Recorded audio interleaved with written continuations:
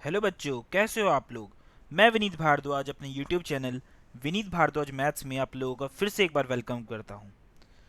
और आज मैं आपके लिए लाया हूं एक क्वेश्चन जो कि एक बच्चा है शिवम, वो मुझसे पढ़ता है और उसने मुझसे पूछा, सर इस क्वेश्चन का मेरे को आंसर बताइए। तो लीजिए, ये क्वेश्चन आपके सामने है, देखते हैं आप में से कौन वो बच्चा है जो कि इस क्वेश्चन को सॉल्व कर पाता है। तो सबसे पहले मैं क्वेश्चन लिख देता हूँ। If pth qth rth terms of an AP are A, B and C respectively, we have to prove, हमें ये प्रूव करना है, टू प्रूव कि A minus B times R plus B minus C times P plus C minus A times Q is equal to zero. हमको ये prove करना है, ठीक है। तो क्वेश्चन आपके सामने है, आपसे रिक्वेस्ट है प्लीज़ वीडियो को पॉज करिए, थोड़ी देर अपना दिमाग चलाइए, जब लगे कि नहीं हो रहा तभी आगे रिज्यूम करिए, पहले थोड़ी देर खुद से ट्राई करिए, और अगर आपसे हो रहा है तो कंटिन्यू करिए आंसर करना, और फिर चेक करिए क्या आपका आंसर सही आया है या नहीं आया है। ओके, तो चलिए मैं स्टार्ट करता हूँ। क्वेश्चन में बोला गया है कि जो पीएथ टर्म है वो है ए। इसको मैं दूसरी विंडो पे ले जाता हूँ क्योंकि वहाँ पे मेरे लिए समझाना ज़्यादा आसान रहेगा। पीएथ टर्म ए दे रखी है, क्यूएथ टर्म बी दे रखी है और आरएथ टर्म सी दे रखी है। ओके,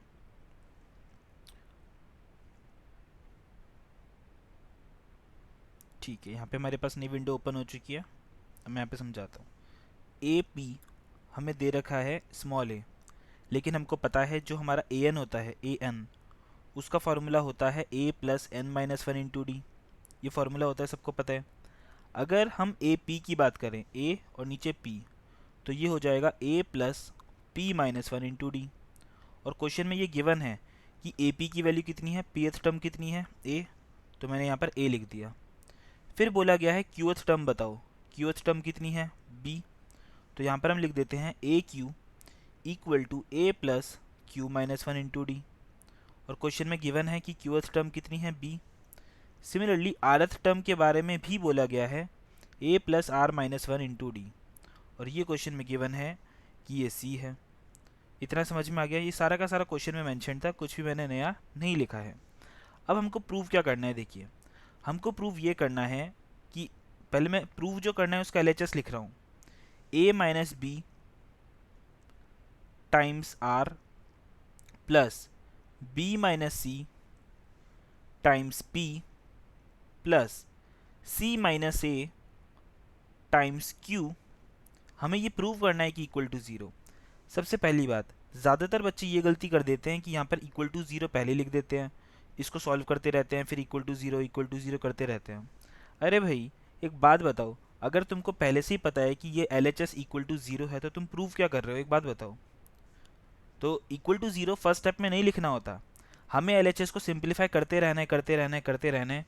जब सिंप्लीफाई हो जाएगा एंड में जाके वो ऑटोमेटिकली ज़ीरो आ जाएगा, और हम बोलेंगे this is equal to R H S, hence proved. Clear हो गया इतना। सबसे पहले इसको सॉल्व कैसे करना है मैं आपको वो बता देता हूँ। तो ऊपर आप देख सकते हो कि ए की वैल्यू ये है, ए की वैल्यू कितनी है, A plus P minus one into D. लेकिन क्या इस ए और इस ए में हमें कन्फ्यूजन नहीं होगी क्या, बिल्कुल होगी। इसीलिए काम करते हैं, इस स्मॉल ए को हम कैपिटल ए मान लेते हैं, इस स्मॉल ए को भी कैपिटल ए, इस स्मॉल ए को भी कैपिटल ए। हम इस स्मॉल ए को कैपिटल ए नहीं मान सकते, क्यों, क्योंकि क्वेश्चन में ये स्मॉल ए गिवन था। देखिए मैं आपको दिखाता हूँ, स्मॉल ए क्वेश्चन में गिवन था, इसीलिए ये स्मॉल ए तो एज इट इज़ ही रहेगा, हम इसको चेंज नहीं कर सकते। लेकिन इस स्मॉल ए को हमने कैपिटल ए इसलिए बना दिया क्योंकि ये वाला ए होता है फर्स्ट टर्म, और फर्स्ट टर्म को चाहे स्मॉल ए लो चाहे कैपिटल ए लो कोई फ़र्क नहीं पड़ता। अब इस स्मॉल डी को भी आप चाहो तो कैपिटल डी लिख सकते हो और चाहे तो स्मॉल डी ही रहने दो, आपकी मर्जी है, ठीक है। अब स्मॉल ए की वैल्यू पुट कर देते हैं जो कि है capital A plus P minus one into D, capital A plus bracket में p minus one into D, ये लिखा है मैंने स्मॉल ए की वैल्यू। इतना क्लियर हो गया। फिर स्मॉल b की वैल्यू क्या है, capital A plus Q minus one into D, इसको माइनस करना पड़ेगा। तो एक काम करते हैं, मैं इसको पहले इस ब्रैकेट में लिख देता हूँ माइनस, अब इस वाले ब्रैकेट के अंदर मैं स्मॉल बी लिखूँगा और फिर ब्रैकेट क्लोज कर दूंगा और बाहर लिख दूंगा आर। स्मॉल बी की वैल्यू लिख सकते हैं capital A plus Q minus one into D. Clear इतना? प्लस ओके, अब हमें लिखना है बी माइनस सी, तो बी है हमारा A plus Q minus one D. अब इसमें से हमको माइनस करना है क्या? सी, तो सी कितना हो जाएगा?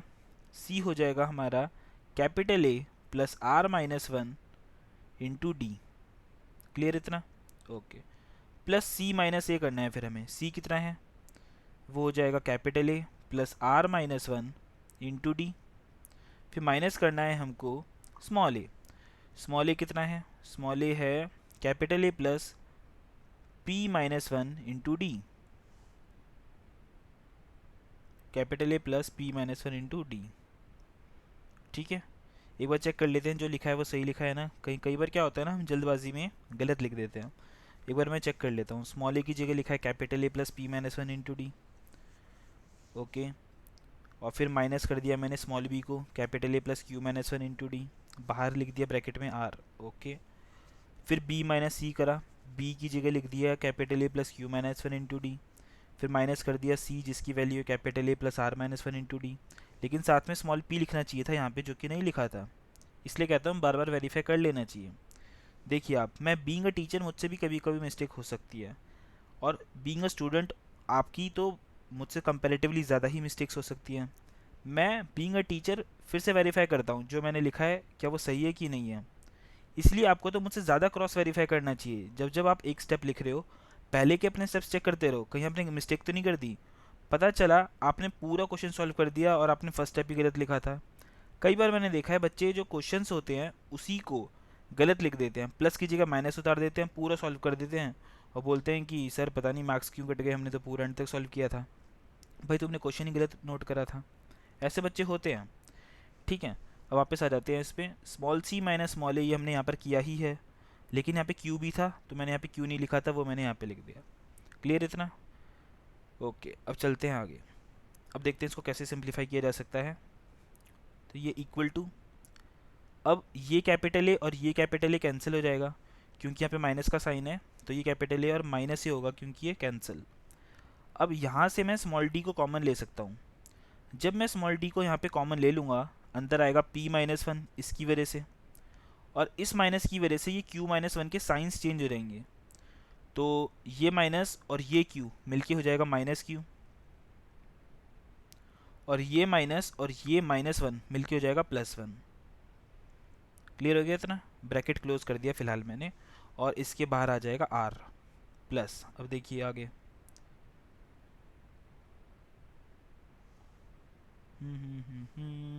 देखिए अब ये कैपिटल ए और ये वाला कैपिटल ए इसलिए कैंसिल हो जाएगा क्योंकि ये माइनस का ए है, ये प्लस का ए था। क्लियर हो गया इतना? फिर से हम स्मॉल डी कॉमन ले सकते हैं यहाँ पर, और जब हम स्मॉल डी कॉमन ले लेंगे अंदर आएगा क्यू माइनस वन इसकी वजह से, ये माइनस और ये आर मल्टीप्लाई होके हो जाएगा माइनस आर, ये माइनस और ये माइनस वन मल्टीप्लाई होके हो जाएगा प्लस वन। क्लियर इतना? और ये हो गया ब्रैकेट क्लोज और बाहर आ जाएगा स्मॉल पी, फिर प्लस का साइन, एक और ब्रैकेट ओपन होता है, ये कैपिटल ए और माइनस ए कैंसिल। फिर से हम स्मॉल डी कॉमन ले सकते हैं यहाँ पर। स्मॉल डी कॉमन ले लिया, अंदर आ जाएगा आर माइनस वन, ये माइनस और पी मल्टीप्लाई होके हो जाएगा माइनस पी, ये माइनस और माइनस वन मल्टीप्लाई होकर हो जाएगा प्लस वन, और बाहर आ जाएगा क्यू। क्लियर इतना? ओके, अब देखिए ये प्लस वन और माइनस वन कैंसिल हो रहा है, हो रहा है नहीं हो रहा? ये माइनस वन और ये प्लस वन कैंसिल हो रहा है, और देखिए ये माइनस वन और ये प्लस वन कैंसिल हो रहा है। क्लियर? चलिए इसको आगे लिखते हैं। अब इक्वल टू, अब देखिए ये डी और ये आर और ये ब्रैकेट के अंदर पी माइनस क्यू मल्टीप्लाई हो रहे हैं, तो इसको मैं लिख देता हूँ डी पी माइनस क्यू, फिर आर, फिर दोबारा देखिए डी, फिर ब्रैकेट के अंदर क्यू माइनस आर और पी आपस में मल्टीप्लाई हो रहे हैं, तो यहाँ पर मैं लिख देता हूँ डी ब्रैकेट के अंदर क्यू माइनस आर फिर पी, फिर आगे देखिए, यहाँ पे d ब्रैकेट के अंदर r माइनस पी और q आपस में मल्टीप्लाई हो रहे हैं। फिर मैं यहाँ पे लिख देता हूँ d ब्रैकेट के अंदर r माइनस पी, फिर यहाँ पर q। इस पूरे में से मैं d कॉमन ले लेता हूँ, पूरे में से d कॉमन, यहाँ पर और यहाँ पर d है, तो पूरे में से मैंने d कॉमन ले लिया। अंदर आ जाएगा p minus Q times r plus q minus r times p, q minus r times p plus r minus p times q, r minus p times q। Okay, अब इसको आगे हम करते हैं। ये p और r आपस में मल्टीप्लाई होंगे, ये हो जाएगा पी आर, ये हो जाएगा माइनस क्यू आर, फिर हो जाएगा प्लस क्यू पी जिसको मैं पी क्यू भी लिख सकता हूँ, और माइनस आर पी जिसको मैं माइनस पी आर भी लिख सकता हूँ, आर क्यू जिसको मैं प्लस क्यू आर लिख सकता हूँ, माइनस पी क्यू। ओके, अब देखिए क्या क्या कैंसिल हो रहा है। प्लस पी क्यू और माइनस पी क्यू कैंसिल हो गया, माइनस क्यू आर और प्लस क्यू आर कैंसिल हो गया, और प्लस पी आर और माइनस पी आर कैंसिल हो गया। तो ब्रैकेट के अंदर तो कुछ भी नहीं बचा, इसीलिए ये हो गया d ब्रैकेट के अंदर 0, और d को 0 से मल्टीप्लाई करवाया तो 0, और यही हमारा आर एच एस था, क्योंकि हमको प्रूव करना था कि एल एच एस किसके इक्वल आ रहा है, 0 के, जो कि हमारा आर एच एस था। हैंस प्रूव्ड, हमने प्रूव कर दिया जो हमको प्रूव करना था।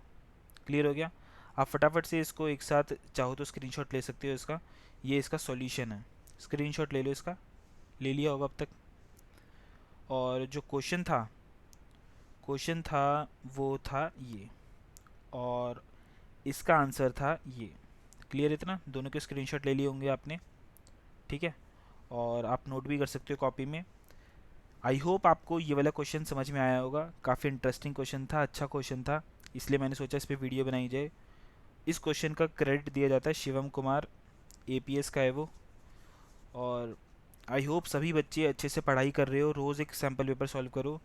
गिनती के 2 बच्चे मैं बता रहा हूँ, 2 बच्चे ऐसे हैं वो रोज़ मेरे को मैसेज कर रहे हैं, सर मैंने ये सैम्पल पेपर सॉल्व कर लिया है, सर मैंने ये वाला पेपर सॉल्व कर लिया है। और मैं बता रहा हूँ रिज़ल्ट इन्हीं बच्चों का आने वाला है, क्योंकि वो डेली से सैम्पल पेपर सॉल्व कर रहे हैं। जो नहीं करेगा एंड में जाके पछताएगा, मैं बार बार रिपीट कर रहा हूँ इस बात को। और अच्छा खासा पेपर आएगा स्टैंडर्ड का, तो पढ़ना चालू कर दो, अभी भी इतना टाइम है, फोड़ सकते हो, मचा सकते हो। Clear. All the very best for your exams, all the very best for your preparation. चलिए मिलते हैं फिर नेक्स्ट वीडियो में। Okay, bye bye, take care, good night.